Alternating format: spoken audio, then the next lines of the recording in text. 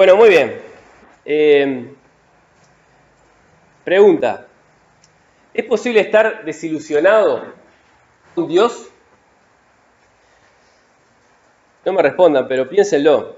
Esa pregunta, capaz, hasta suena un poco ofensivo, ¿no? Porque uno dice, y lo cantamos, y afirmamos, Dios no falla. Y una de las canciones que más cantamos es, puedo confiar en el Señor, no me va a fallar. Ahora, no es lo mismo decir que Dios no falle a que alguien en algún momento pueda estar desilusionado. El mes pasado, cuando visitamos la iglesia de Chuy, el que estaba predicando contaba de que había gente ahí de Chuy que ya no iba más a la iglesia porque le decían a él, Dios me falló. Entonces, él, analizando la situación, decía que su acercamiento a la iglesia del Señor era como un cristianismo Mides, al Ministerio de Desarrollo Social, ¿no? Pensando en que, bueno, yo voy a la iglesia y Dios está obligado a bendecirme en todas las cosas que yo haga y en todos mis emprendimientos y como sin ninguna contraprestación, ¿no? Por eso el Mides. Entonces, bueno, este tipo de actitudes pueden propiciar una desilusión con Dios. Ahora, en cuanto a que Dios falla, sabemos que Dios no falla, es claro que Dios no falla, ¿no? Es imposible que Dios falle porque Él es todopoderoso, todo sabiduría. Nadie puede detenerlo cuando Él se propone hacer algo, de sus planes, sus propósitos, se van a cumplir hasta el fin. Dios no falla. Pero el tema es lo que yo espero de Él. Y por ahí puede venir el tema. Entonces, en cuanto a lo que es la desilusión, ¿qué es desilusión? Bueno, desilusionar es hacer perder las ilusiones. Ilusión, el concepto significa esto. Dice el diccionario, concepto, imagen o representación sin verdadera realidad sugeridos por la imaginación o causados por engaño de los sentidos. O sea, representación sin verdadera realidad, o sea, algo ilusorio. Entonces, ¿cómo es que uno se desilusiona? Cuando se hace un castillo en el aire y se imagina una cosa que en realidad no es. No tiene verdadera sustento asidero. Entonces, ¿cuál es la cura para la desilusión? Conocer de verdad la palabra de Dios, aquello a lo que Dios se ha comprometido. Porque podemos ver Deuteronomio 7, 9 al 11, yo se lo leo, lo tengo acá, dice, conoce pues que Jehová tu Dios es Dios, Dios fiel, que guarda el pacto y la misericordia a los que le aman y guardan sus mandamientos, hasta 1000 generaciones, y que da el pago en persona al que le aborrece, destruyéndolo, y no se demora con el que le odia, en persona le dará el pago. Guarda por tanto los mandamientos, estatutos y decretos que yo te mando hoy que cumplas. Así que Dios es un Dios, nuestro Dios es un Dios fiel que guarda el pacto y la misericordia. Pero también hay dos personas mencionadas aquí, los que le aman y los que le odian. Y los dos van a recibir de Dios, pero no lo que esperan. Uno, los que le aman sí, basados en su promesa, en su palabra, van a recibir todas y cada una de las promesas que Dios tiene. Pero los que le odian y le aborrecen van a recibir el juicio. Entonces, esperar de Dios. ¿Qué podemos esperar de Dios? Especialmente cuando estamos en un sufrimiento intenso. Y hay unas preguntas que yo tomé de un libro que me regalaron, que me regaló mi hermana, justamente se llama Desilusionado con Dios, y pregunta en la tapa, ¿es Dios injusto? ¿Está callado? ¿Se esconde de nosotros? Pensando en los momentos de sufrimiento intenso, extremo. Y primero, para aproximarnos a este tema, bueno, reconocer que somos influenciables. O sea, este tema depende de cómo uno esté viviendo o lo que haya vivido hace poco. Si yo vivo en medio del dolor, del sufrimiento, bueno, voy a estar muy sensible a esto. Ahora, si me está yendo bien y todo, bueno, puedo teorizar y puedo tratarlo, por ejemplo, cuando uno ve el informativo, ¿no? Uno apronta el mate, prende la televisión y escucha y ve desgracias por aquí, terremotos por allá, muertes por allá. Qué bien. O sea, como que uno está insensible ante eso, porque es imposible estar llorando por todo el tiempo, ¿no? Entonces uno mismo tiene cierta distancia, cierta barrera. Cuando nos toca a nosotros pasar por eso, ahí es muy diferente. Ahí es muy diferente, porque ahí es donde podemos ver la distancia entre la mente y el corazón puede ser mucho más de un codo. Un codo, ¿no? Corazón más o menos, la cabeza, la mente, pero en realidad, de lo que yo pienso a cuando lo tengo que vivir, ahí puede haber gran diferencia. Entonces, pensando también en ser compasivos con los demás. Como la Biblia nos llama, 1 Pedro 3:8, finalmente sed todos de un mismo sentir, compasivos, amándoos fraternalmente, misericordiosos, amigables. Para poner un caso práctico, voy a leer acerca de una creyente que se llama Meg, que escribe acá el autor de este libro. Fíjense la historia de ella, ¿no? Dice, hace más de 10 años que conozco a Meg. Es una cristiana consagrada, esposa de pastor y muy buena escritora. Sin embargo, no puedo evitar una punzada de dolor cada vez que pienso en ella. Los esposos Woodson tuvieron 2 hijos, Craig y Joel. Ambos nacieron con fibrosis cística. Por mucho que se alimentaran, ambos permanecían extremadamente delgados, tosían constantemente y les costaba mucho trabajo respirar. Meg tenía que golpear el pecho 2 veces al día para sacar el exceso de mucosidad. Todos los años pasaban varias semanas en el hospital de la localidad y ambos crecieron en el conocimiento de que era muy probable que muriesen antes de llegar a ser adultos. Joey, un jovencito alegre y brillante como cualquier muchacho de su edad, murió a los 12 años. Meg superó todas las esperanzas y vivió mucho más. Yo me uní a Meg en sus angustiosas oraciones por ella. Aunque no conocíamos a nadie que Dios hubiese sanado de fibrosis cística, oramos pidiendo su sanidad. Sobrevivió a varias crisis de salud en la escuela secundaria y llegó a la universidad. Parecía ir fortaleciéndose en lugar de debilitarse, y esto aumentaba nuestras esperanzas de que terminara por sanarse. Sin embargo, el milagro definitivo no se produjo. Meg murió a los 23 años. Aquella noche en mi despacho del sótano me tropecé con la carta de Meg que me escribió después de la muerte de su hija. Y es esta. Siento la necesidad de contarte algunas cosas sobre la forma en que falleció Peggy. No sé por qué, pero la necesidad de hablar sobre esto es muy fuerte, puesto que me niego a hacer pasar esto a mis amigos de aquí una vez más. Se me han terminado las personas con las que puedo hacerlo. El fin de semana anterior a su último ingreso en el hospital, Peggy llegó a casa muy emocionada acerca de una cita de William Barclay, es un escritor conocido, William Barclay, que había usado su pastor. Le había gustado tanto que me la había copiado en una tarjeta. La resistencia no es solo la capacidad de soportar algo difícil, sino también la capacidad de convertirlo en algo glorioso. Me dijo que su pastor debe haber tenido una semana muy difícil porque cuando terminó de leer aquellas palabras dio un puñetazo sobre el púlpito, volvió la espalda y se echó a llorar. Después de haber estado en el hospital por algún tiempo, sin que las cosas fueran bien, miró todos los instrumentos de muerte a los que estaba conectada, entonces me dijo, oye mamá, ¿te acuerdas de aquella cita? Vio de nuevo todos aquellos tubos, sacó la punta de la lengua por un lado de la boca, asintió con la cabeza y levantó los ojos, emocionada ante el experimento al que se estaba dedicando. Su entrega se mantuvo por tanto tiempo como su conciencia del mundo real. En una ocasión el presidente de la universidad vino a verla y le preguntó si había algo específico por lo que ella quería que él orara. Ella estaba demasiado débil para hablar, pero me hizo un gesto con la cabeza para que le explicara la cita de Barclay y le pidiera orar para que aquellos momentos difíciles por los que pasaba se convirtieran en gloria. Yo estaba sentada junto a su cama unos pocos días antes de su muerte, cuando comenzó a gritar de pronto. Nunca olvidaré aquellos gritos agudos, penetrantes, primitivos.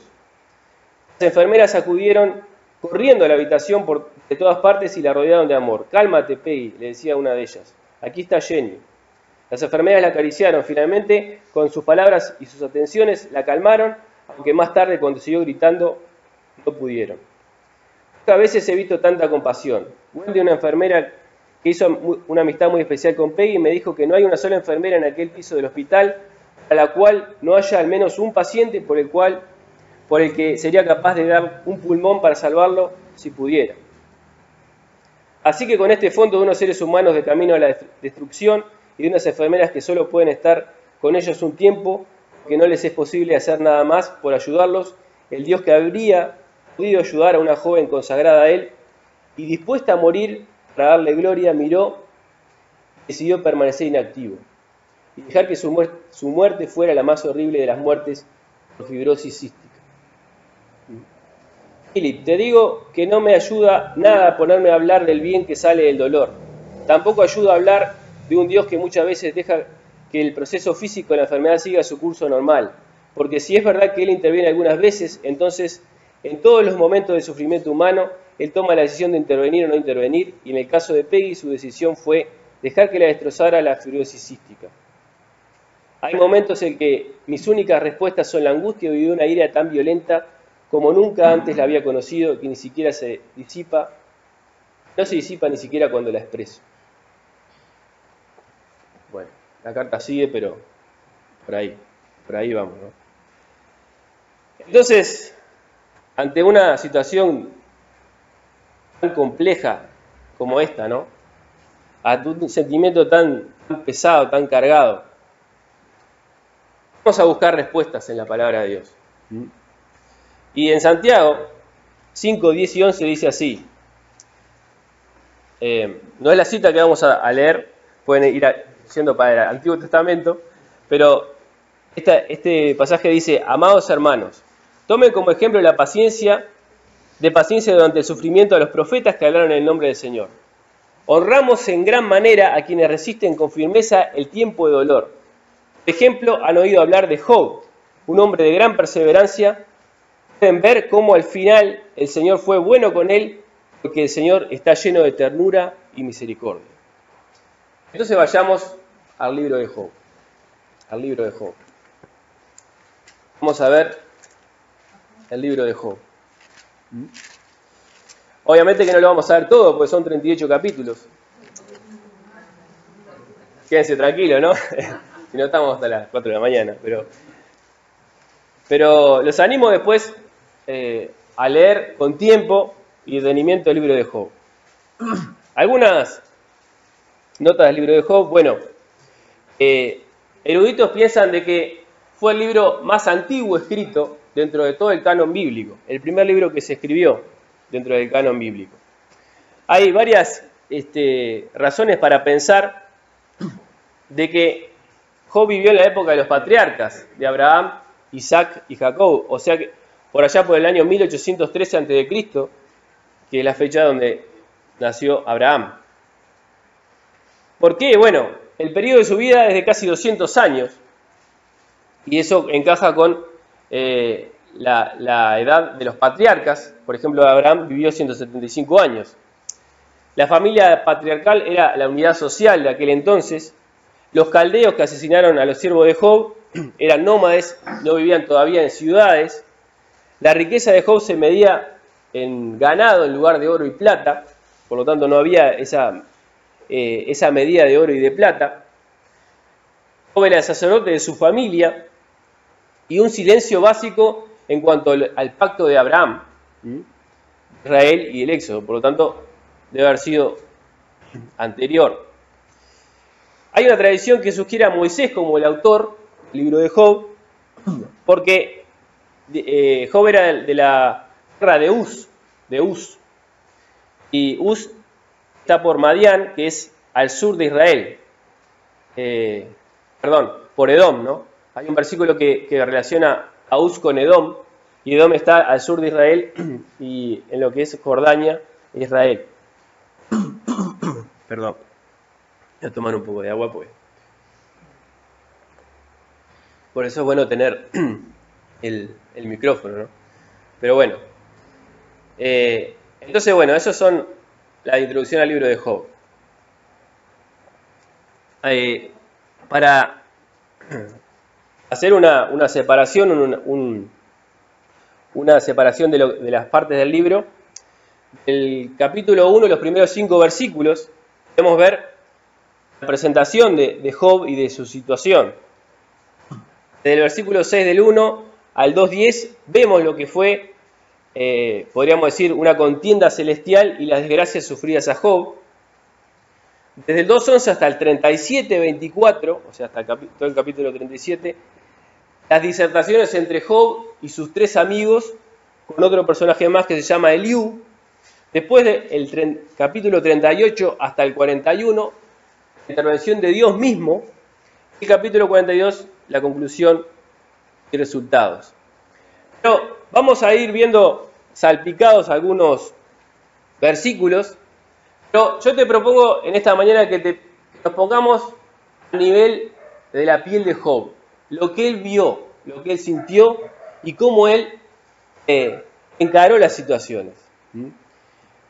Acá en el capítulo 1 nos describe a Job como, vamos a leer los primeros versículos: hubo en tierra de Uz un varón llamado Job, y era este hombre perfecto y recto, temeroso de Dios y apartado del mal.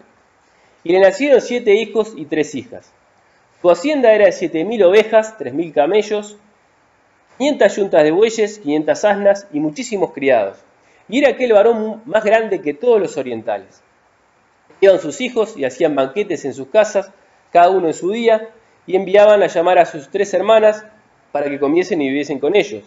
Y acontecía que, habiendo pasado en turno los días del convite, Job enviaba y los santificaba, se levantaba de mañana y ofrecía holocaustos conforme al número de todos ellos, porque decía Job: quizá habrán pecado mis hijos y habrán blasfemado contra Dios en sus corazones. De esta manera hacía todos los días. De esta manera hacía todos los días. Entonces, vemos aquí a Job, y después él mismo lo dice como alguien extremadamente bendecido por Dios, porque voluntariamente había elegido la senda, el camino, la forma de vida, la integridad. Él, totalmente voluntariamente así, se buscó ser íntegro en todos los aspectos de su vida. El aspecto sexual, en el aspecto social, en el aspecto laboral, en cada área de su vida tenía temor de Dios. Entonces, Dios le respondió a esto, como dice después, rodeándolo de bendiciones y haciendo que fuera alguien rico, pero alguien que no ponía su esperanza en el dinero. Era bendecido por Dios, pero tampoco tenía amor al dinero. Entonces tenía una influencia muy grande en la sociedad. Era muy respetado. Por eso también dice, más grande que todos los orientales. Más grande que todos los orientales. Imagínense a alguien así, íntegro, bendecido, y que además tenía palabras de sabiduría. Era compasivo, no era que alguien como un rico por ahí, bueno, vea una necesidad de dar vuelta a la cara, manéjense. No era así Job. Job era compasivo, él compartía de lo que tenía, él ayudaba. Él, cuando alguien veía que con una necesidad, él estaba allí. Así era este personaje Job. Así era este personaje Job.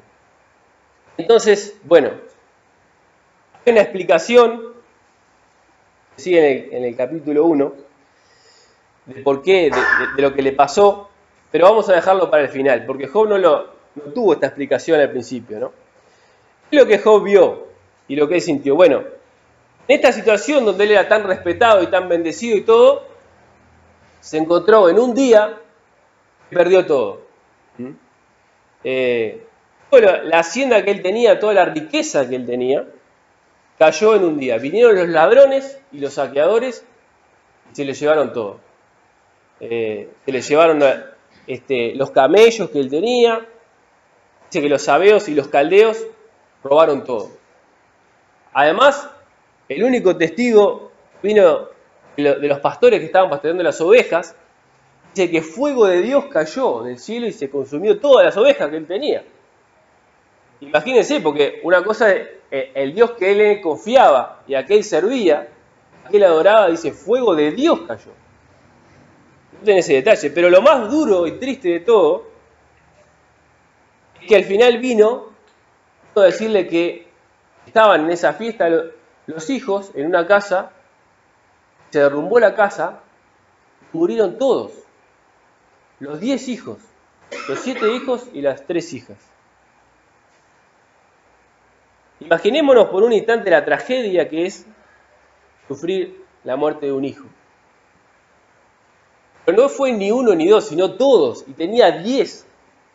O sea, la angustia que debe haber golpeado su corazón es algo imposible de describir. Y la respuesta de Job es admirable, la conocemos, ¿no? Versículo 20, capítulo 1. Dice así: Entonces Job se levantó y rasgó su manto y rasuró su cabeza y se postró en tierra y adoró. Y dijo: Desnudo salí del vientre de mi madre y desnudo volveré allá. Jehová dio y Jehová quitó. Sea el nombre de Jehová bendito. En todo esto no pecó Job ni atribuyó a Dios despropósito alguno. Yo no sé si nos damos cuenta de lo difícil que es poder llegar a decir eso en una situación así. Como nosotros, por muchísimo menos que eso, ya actuamos como la esposa de Job, que vamos a ver ahora cómo actuó, ¿no? Pero él tuvo una reacción admirable. Pero la cosa no se puso mejor, sino que se puso peor. Porque hasta ese momento él lo que le quedaba era, bueno, su vida, su salud, su esposa. ¿Sabés? Le vino una maligna sarna, dice. Pero en todo el cuerpo. Que tenía gusanos en la piel. Gusanos. Era espantoso verlo. Y desde la punta de los pies hasta la cabeza. Todo. Lleno de esa sarna de gusanos. Que se rascaba, se tiraba, se sentaba en la ceniza, rascaba con una teja. Es lo más que podía hacer. Para su esposa esto fue demasiado. Fue demasiado. Le dijo, maldice a Dios y muérete. Capítulo 2, versículo 9. Entonces le dijo su mujer, ¿aún retienes tu integridad? Maldice a Dios y muérete.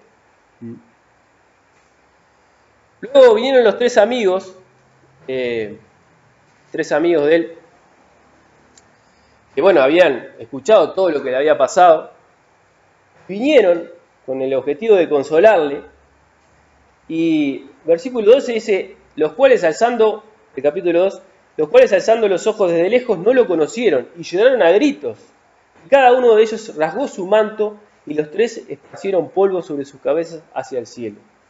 Así se sentaron con él en tierra por 7 días y 7 noches, y ninguno le hablaba palabra, porque veían que su dolor era muy grande. Entonces vemos acá a Job, nos ponemos un poco en la piel de Job, como en un día pierde todo, sus hijos, después otro día pierde su salud, la esposa lo deja, todo sigue así.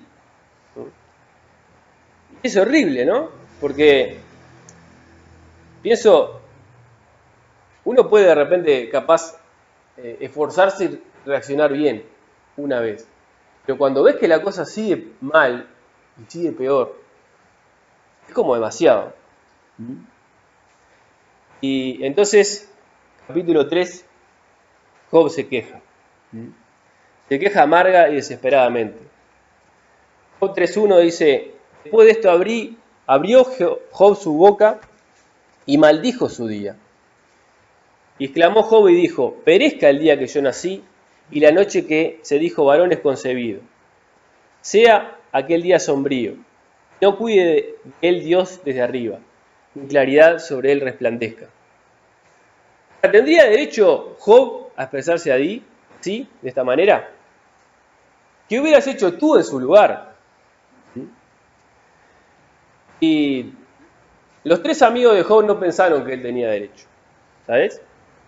Y ahora comienza un contrapunto entre Job y los amigos de Job. Esos tres amigos que son Elifaz, Bildad y Zofar. El más importante de ellos era el que habló primero, Elifaz.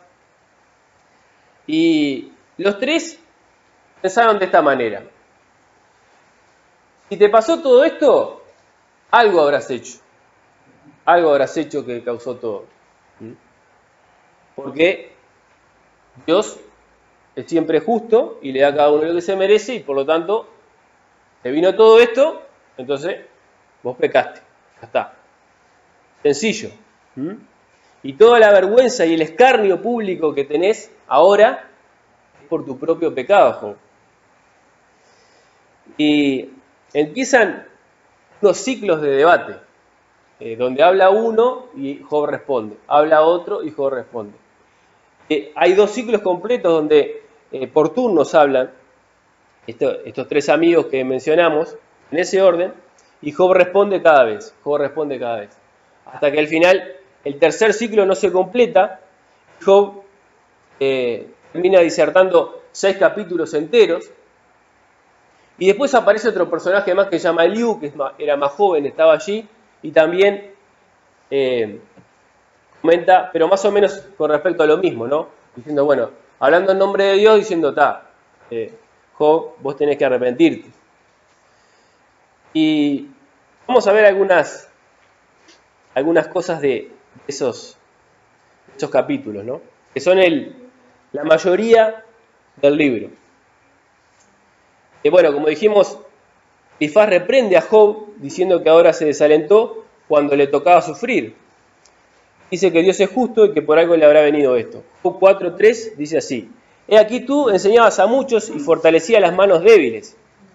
Al que tropezaba enderezaban tus palabras y esforzaba las rodillas que decaían. Mas ahora que el mal ha venido sobre ti, te desalientas, y cuando ha llegado hasta ti te turbas. Es como decir, bueno, ahora que te tocó, no sos tan fuerte, ¿no? Esto lo diríamos nosotros así. ¿Y cómo lo podría tomar Job? Bueno, Job rechaza y critica esa reacción de los amigos. Job 6:26 dice: ¿Pensáis censurar palabras y los discursos de un desesperado que son como el viento? También expresa que Dios lo persigue. Él siente que Dios lo persigue y le pregunta a Dios abiertamente por qué. Es notorio leer después, si pueden leer lo de su casa, porque Job responde a los amigos, pero también se dirige a Dios. Todo el tiempo se está dirigiendo a Dios. Habla Bildad y bueno, insiste en que Job tiene que arrepentirse. Job responde no entendiendo por qué le pasó todo esto, se queja atribuyendo crueldad a Dios. Fíjate Job 9:22 al 24, por favor. Job 9, del 22 al 24. Dice así: Una cosa resta que yo diga, al perfecto y al impío, él, se está refiriendo a Dios, los consume. Si azote mata de repente, se ríe del sufrimiento de los inocentes. La tierra es entregada en manos de los impíos, y él cubre el rostro de sus jueces. Si no es él, ¿quién es? ¿Dónde está? Estas son palabras de Job. ¿Qué le responderías vos y qué le respondería yo, no? Pero él expresó su corazón. Él sentía eso y no se cayó. Zofar, bueno, insiste en la maldad de Job. Job, la respuesta de Zofar dice, bueno, no soy menos yo que ustedes, no soy menos que vosotros, ¿no? Y expresa su esperanza en Dios. Fíjate, capítulo 13, el 13 al 16. Escuchadme y hablaré yo, que me venga después lo que me viniere. ¿Por qué quitaré yo mi carne con mis dientes? Y tomaré mi vida en mi mano. Aquí, aunque él me matare, en él esperaré. No obstante, defenderé delante de él mis caminos, y él mismo será mi salvación, porque no entrará en su presencia el impío. O sea, en medio de todo esto, de que todo lo que le había pasado y que los amigos le estaban dando así, como dentro de un gorro, él continuaba esperando en Dios. Elifaz defiende a Dios y vuelve a acusar a Job. En respuesta, Job se queja de sus amigos y los trata de escarnecedores. Significa alguien que hace burla de una persona. Hacer burla de alguien, ¿no? Dice que ellos lo angustian, lo humillan y clama por compasión. Fíjate, Job 19, 21.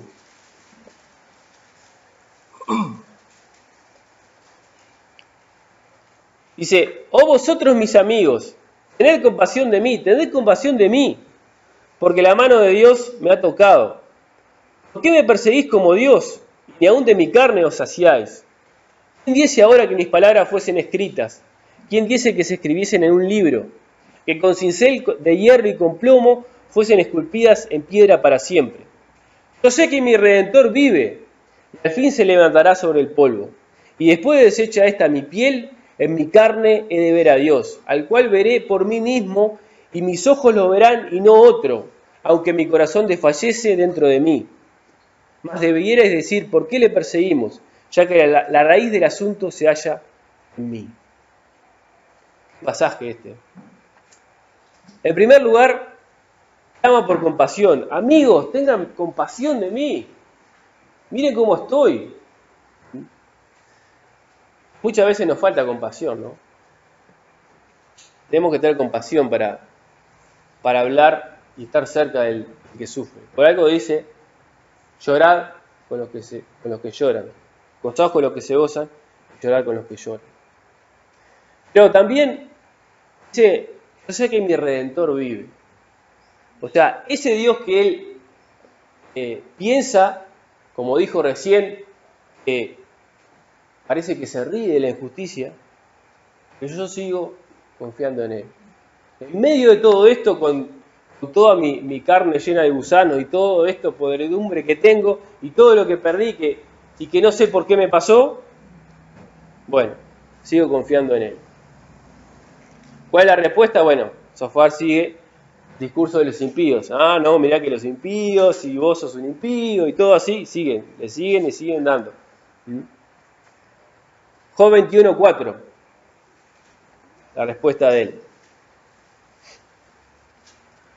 ¿Acaso me quejo yo de algún hombre? ¿Y por qué no se ha de angustiar mi espíritu? Miradme, espantaos, poned la mano sobre la boca. Miradme que soy un espanto, está diciendo Job. Mirá el aspecto que tengo. Pero ni aún así los amigos pudieron tener compasión de él, ¿sabes? Porque en respuesta de eso, 22:5 dice, por cierto tu malicia es grande y tus maldades no tienen fin. Y ahí después lo acusa de maldades concretas, cosas que él no hizo, no tuvo misericordia. Dice, no diste de beber agua al cansado, estuviste el pan del hambriento, etc. El amigo lo acusa de cosas concretas. ¿Cuál es la respuesta de Job a esto? Bueno, Job ignora esta acusación directa y se centra en Dios mismo. Pero dice que Dios no oye la oración. Fíjate Job 24:12, por favor, y 13.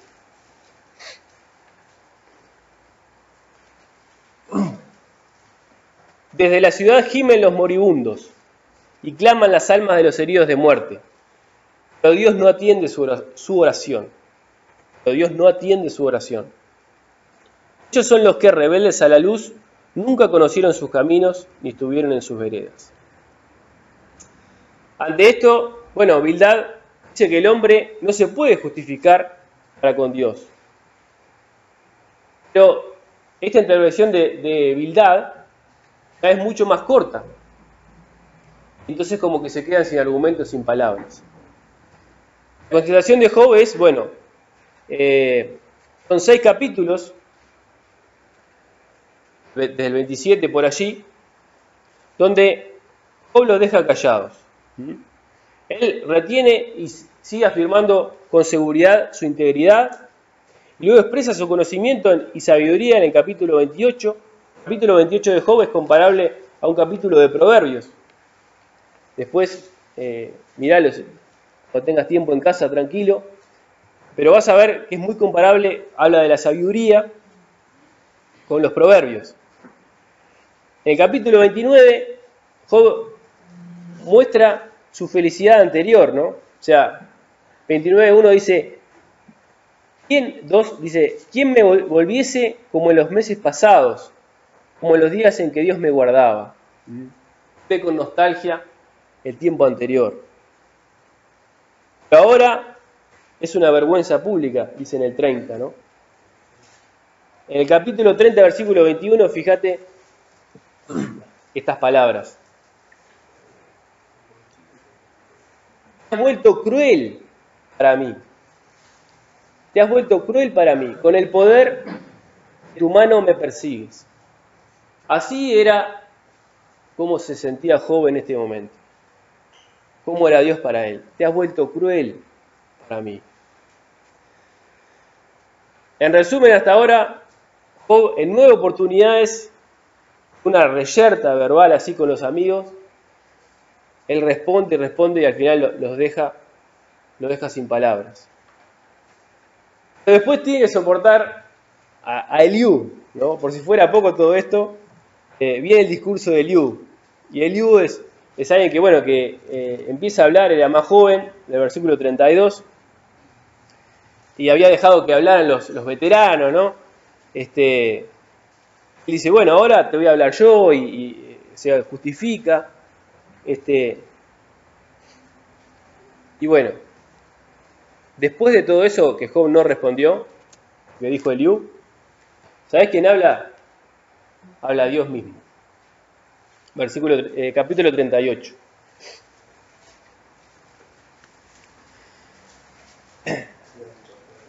Capítulo 38. Dice así.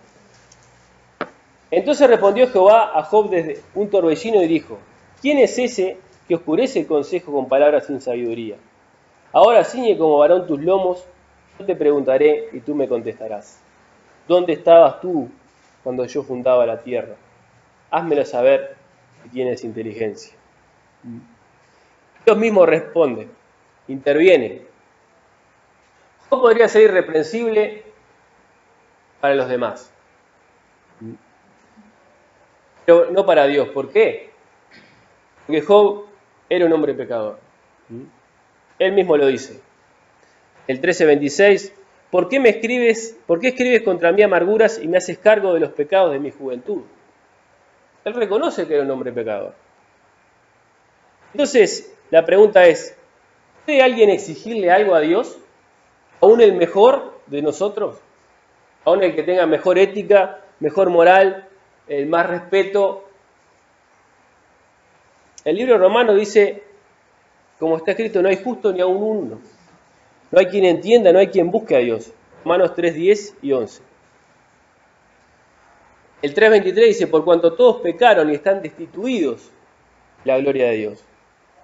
El 6:23 dice, porque la paga del pecado es muerte, mas la dádiva de Dios es vida eterna en Cristo Jesús, Señor nuestro.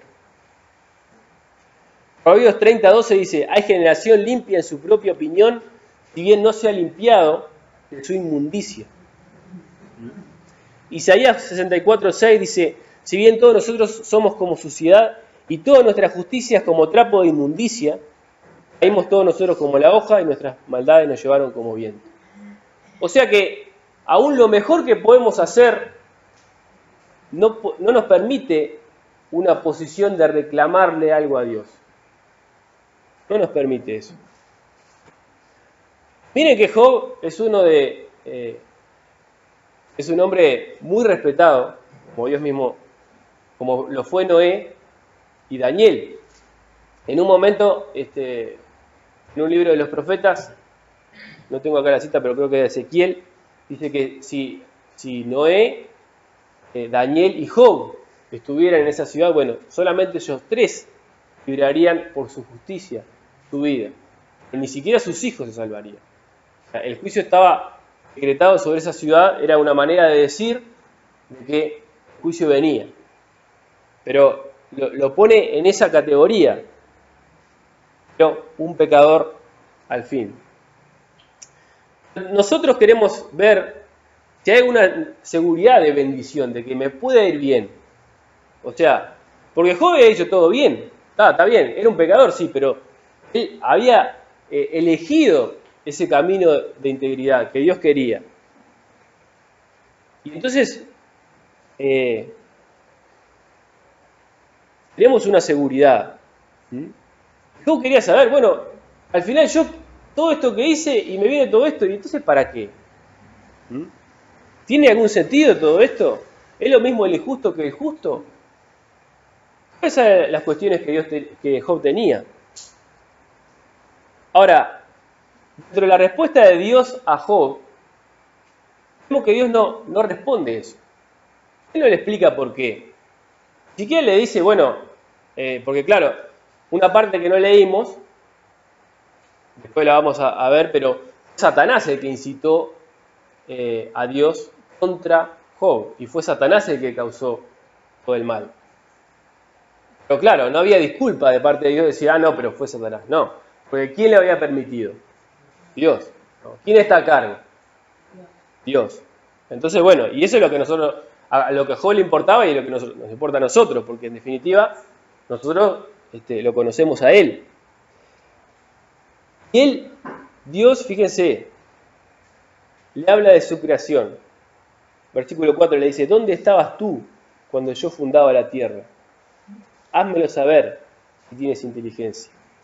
Y le empieza a mencionar la manera en que funciona la creación y el universo. Lo podés leer después bien. Después menciona las estrellas del firmamento. Y menciona 10 animales distintos. El león, el cuervo, las cabras monteses, el asno montés, el búfalo, el pavo real, el caballo, el gavilán, y 2 misteriosos que son Behemoth y Leviatán. Son 10 animales distintos. Entonces, pero en resumen vemos 38.4 que ya leímos, dice, ¿dónde estabas tú cuando yo fundaba la tierra? En otras palabras, ¿quién sos vos y quién soy yo? ¿Reconocés quién soy yo? Job. El 41:2 dice, además respondió Jehová a Job y dijo, ¿es sabiduría contender con el Omnipotente? El que disputa con Dios, responda a esto. Y el versículo 8 del 40 dice, ¿invalidarás tú también mi juicio? ¿Me condenarás a mí para justificarte tú? ¿Tienes tú un brazo como el de Dios? ¿Y truenas con voz como la suya? Adórnate ahora de majestad y de alteza, y vístete de honra y de hermosura. Derrama el ardor de tu ira, mira todo altivo y abátelo, mira todo soberbio y humíllalo, y quebranta a los impíos en su sitio. Encúbrelos a todos en el polvo, encierra sus rostros en la oscuridad, y yo también te confesaré que podrá salvarte tu diestra. Es decir, reflexiona quién sos vos, Job, quién soy yo. Entonces, si vos no sos una deidad, no tenés poder en tu brazo para salvarte, para vestirte de majestad, tomá tu lugar. Tomá tu lugar. 1 Pedro 5:6 dice, humillado pues bajo la poderosa mano de Dios para que Él los exalte cuando fuere tiempo. No tenemos capacidad moral para juzgar al juez de toda la tierra. Romanos 3:3-4, se los leo, lo tengo acá, dice, es cierto, aunque algunos de ellos fueron infieles, pero ¿acaso eso significa que porque ellos fueron infieles Dios también será infiel? Por supuesto que no. Aun cuando todos los demás sean mentirosos, Dios es veraz, como dicen las Escrituras acerca de Él. Quedará demostrado que tienes razón en lo que dices y ganarás tu caso en los tribunales. Una traducción viviente es esto, ¿no? O sea que Dios va a ganar el caso, por decirlo así, de todos los que se presentan contra Él. Él va a salir por justo. Romanos 2:15 y 16 dice, del 14 dice, porque cuando los gentiles que no tienen ley hacen por naturaleza lo que es de la ley, estos, aunque no tengan ley, son ley para sí mismos, mostrando la obra de la ley escrita en sus corazones, dando testimonio de su conciencia y acusándoles o defendiéndoles sus razonamientos. En el día en que Dios juzgará por Jesucristo los secretos de los hombres conforme a mi evangelio. O sea que la propia conciencia de los hombres va a hablar en el día del juicio. Y esa propia conciencia va a acusar y a condenar a los hombres. Y de esa manera va a ser el juicio. Entonces, Dios podría haber hablado y dicho muchas cosas en ese momento de su intervención. Pero tan solo le mostró, le dijo, acá estoy yo. Yo estoy en control. Yo estoy en el cuadro. No es que todo pasó sin propósito, sin motivo, no. Yo sigo estando en el control. Reconocé quién soy yo y quién sos vos. Y eso, ¿sabés? Fue definitivo para Job. Fíjate el 42. Era lo que él necesitaba. Fue la canción que cantábamos, ¿no? Respondió Job a Jehová y dijo, yo conozco que todo lo puedes y que no hay pensamiento que se esconda de ti. Es el que oscurece el consejo sin entendimiento, por tanto yo hablaba lo que no entendía. Cosas demasiado maravillosas para mí que yo no comprendía. Oye, te ruego y hablaré, te preguntaré y tú me enseñarás. De oídas te había oído, mas ahora mis ojos te ven. Por tanto me aborrezco y me arrepiento en polvo y ceniza. Entonces, en este momento, Dios se olvidó de toda su enorme pérdida, porque en este momento él había perdido todo lo que tenía, había perdido sus 10 hijos y todavía tenía la enfermedad sobre su piel. Pero pudo ver a Dios en el cuadro. ¿Y se arrepintió de qué? De cuestionar a Dios. De cuestionar a Dios. Ahora, me encanta el versículo 7. Fíjate lo que dice Dios aquí. Aconteció que después de que habló Jehová estas palabras a Job, Jehová dijo a Elifaz temanita, mi ira se encendió contra ti y tus dos compañeros, porque no habéis hablado de mí lo recto, como mi siervo Job. Como mi siervo Job. O sea que Job había hablado de Dios lo recto, lo bueno. Pero leímos lo que Job había dicho, ¿no? Y uno quizás leyendo lo que decían los amigos, capaz que hubiera hablado lo mismo, con sentido común, hubiera dicho, bueno, pero Dios los reprendió a ellos. Los reprendió a ellos. Porque claro, Job se expresó en su angustia, en su dolor. Y Él es misericordioso con nosotros. Como leímos, es todo corazón y misericordia. Porque se compadece, sabe que somos polvo en definitiva. Le podemos hablar a Él. Delante de la presencia de Dios vos podés preguntar lo que quieras. Expresarte como quieras. Derramar tu corazón frente a Él. Él está dispuesto a escuchar. Pero cuando vamos a consolar, tengamos la actitud que Él tiene, que Dios tiene, que el Señor tiene. Ahora, conocemos cuál fue el epílogo, la conclusión, el resultado de la historia, ¿no? Job oró por los amigos, pidiendo la misericordia de Dios sobre ellos, y le fue restituido su lugar, le fue añadido el doble de bendición que tenía, y le nacieron otros 10 hijos. Y vivió muchos años más. Dice que vivió 140 años más después de esto. Además tenía el reconocimiento de las hijas. Es un poco extraño, pero dice que las 3 hijas eran las más lindas de toda la tierra. Pero bueno, uno como padre tenía esa honra. ¿Sí? Y el estudio terminó bien, por decirlo de una manera. Terminó muy bien. Pero vamos a la parte que omitimos, ¿no? ¿Por qué pasó todo esto? Vamos al capítulo 1.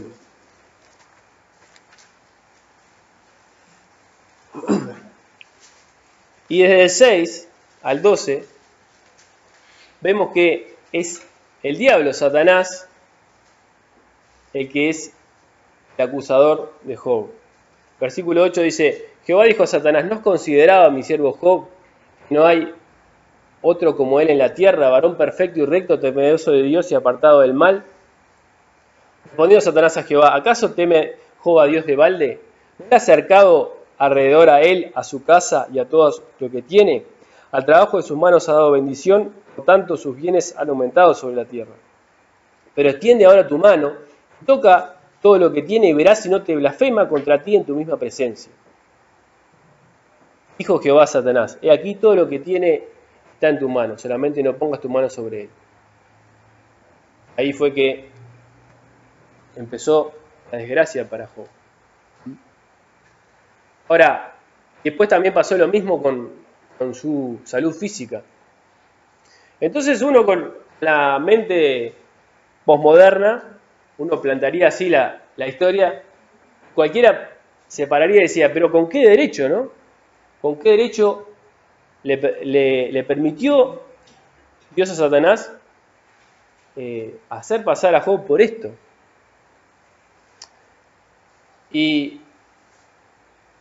la respuesta a eso, más allá de la que ya dimos, reconocer quién es Dios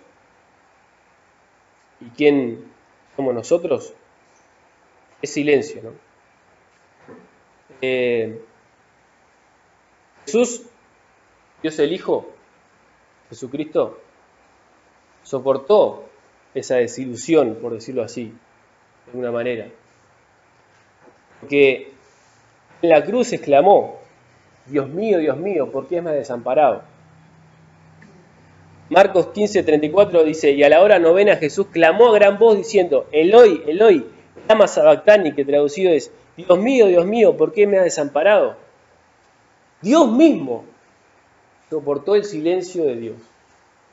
Fue Él el que tuvo que clamar al cielo, y de Dios hubo silencio. Hubo silencio. Hay veces que no está la respuesta a esa que clamamos. Que Job clamaba y que no podía esperar, como pasaba 1, 2, 3 días, una semana, como pasaban los días, no llegaba la respuesta y no llegaba, hasta que al final sí llegó. Pero ¿sabes? La historia esta que leímos recién, de Meg, a veces no llega, o sí llega, porque está escrita en su palabra. Porque las cosas que están escritas para nosotros, para nuestra enseñanza. Por tanto, es el mensaje del Señor que tenemos para nosotros.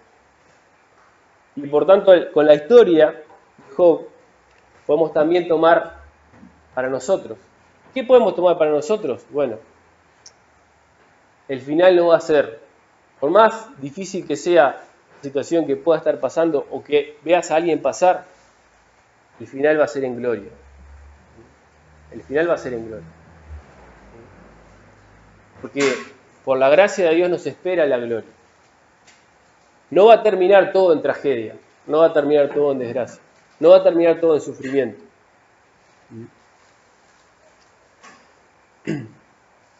Dice Romanos 9: pero me dirás, ¿por qué? Pues sin culpa, porque ¿quién ha resistido a su voluntad? Mas antes, oh hombre, ¿quién eres tú para que alterques con Dios?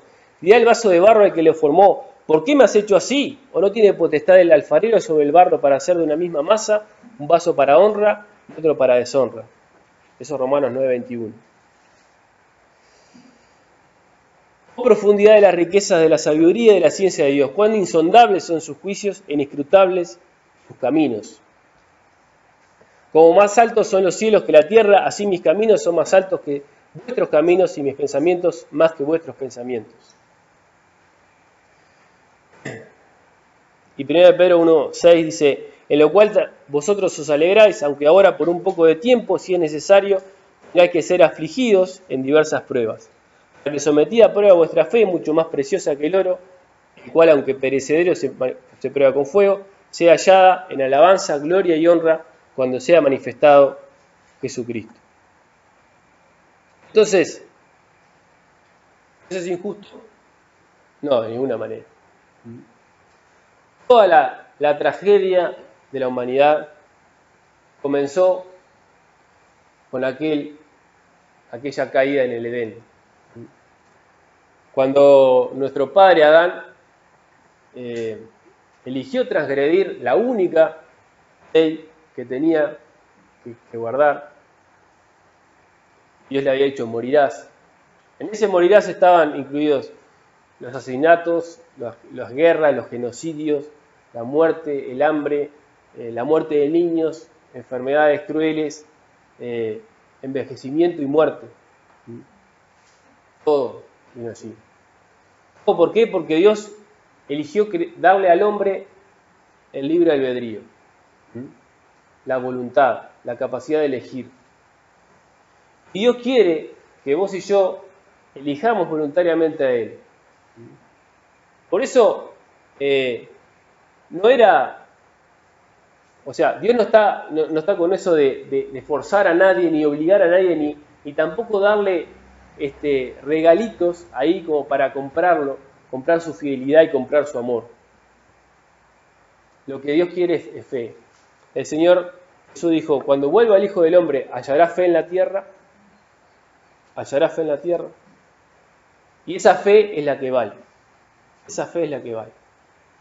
Esa fe es la que Él está obrando en tu vida y en mi vida. Él no se esconde ni está callado. Él habló. Él habló. Él habló primero con los profetas, después con su Hijo, después su Hijo que era la luz, dejó su lugar, o sea, aquí en la tierra y fue al cielo y envió el Espíritu Santo de Dios. Y hoy en día, ¿quiénes somos el templo de Dios? ¿Quiénes somos el cuerpo de Cristo? La iglesia, somos nosotros. O sea, Dios no está callado ni se esconde. Lo que tenemos que buscarlo por fe. Algunos dicen, hay que ver para creer. ¿Sabés qué? En realidad es creer para ver. En 11:40 dice que Jesús le dijo a Marta, ¿no te he dicho que si crees verás la gloria de Dios? Si crees verás la gloria de Dios. Entonces, esta reflexión en su palabra nos aliente, nos sea de ánimo, tanto sea para nosotros mismos o para cuando tenemos que estar al lado de alguien que sufre, para ser compasivos y ponernos en su lugar.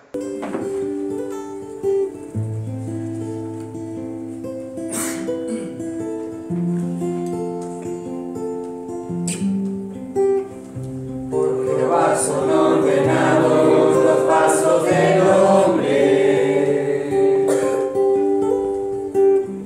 y él aprueba su camino. Cuando el hombre cayere, no quedará postrado,